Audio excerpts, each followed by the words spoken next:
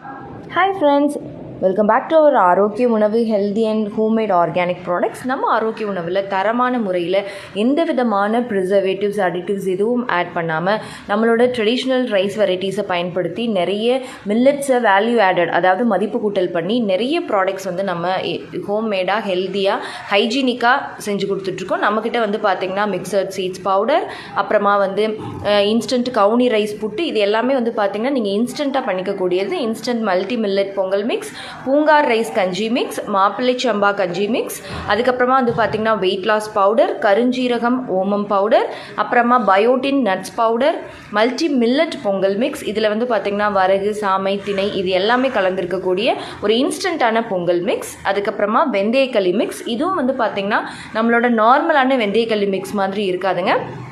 இது ரொம்ப ரொம்ப ஸ்பெஷலான முறையில் செஞ்சு கொடுத்துட்ருக்கோம்.